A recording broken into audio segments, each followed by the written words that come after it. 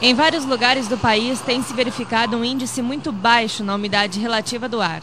Isso acontece principalmente nesta época do ano, quando a quantidade de chuva é menor que em todos os outros períodos. Os estados que mais sofrem são os localizados no centro-oeste do país, que sofre com a falta de chuva há mais de um mês e, segundo previsões, a seca deve continuar. A chuva é essencial para a saúde do ser humano. É ela que enche os rios, os lagos, é ela que garante uma boa umidade do ar, baixa poeira.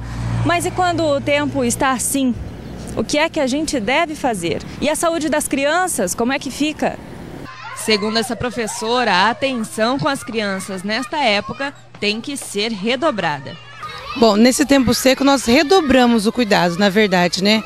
Porque as crianças sofrem muito com problemas de garganta, devido também a essa mudança constante de tempo.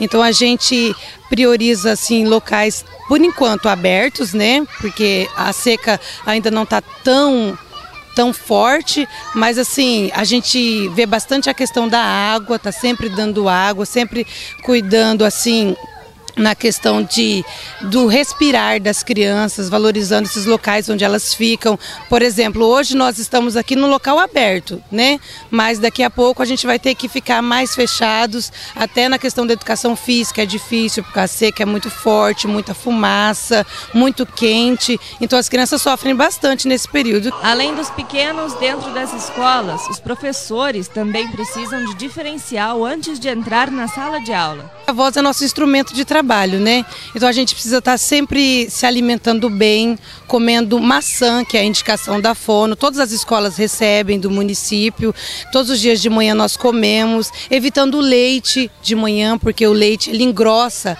a saliva e faz com que o catarro se acumule na garganta. Então assim, a maçã é bastante indicada, sempre está ingerindo líquido, a quantidade maior de líquido, porque o ar é muito seco. Mas e quando a situação não tem previsão de melhoria? Será que a única solução é mudar de cidade ou existem métodos preventivos?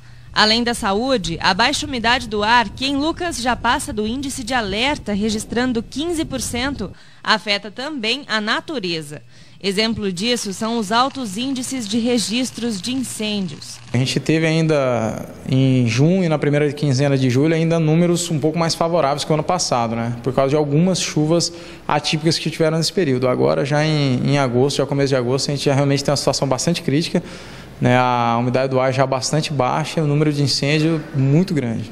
O conselho é para que, pelo menos em tempo seco, a população tenha mais educação e consciência. Nossa maior estatística ainda é em zona urbana, né? Terrenos baldios, né? A gente entra na estatística como terreno urbano, mas são terrenos baldios, né? Pessoal que são locais que têm uma quantidade de lixo maior, né? Tem público passando próximo do logradouro público, então tem garrafa de vidro que pode ocasionar um incêndio, tem bituca de cigarro, ainda é a nossa maior estatística. Os nossos maiores incêndios são em zona rural, mas os maiores números de focos são em zona urbana ainda.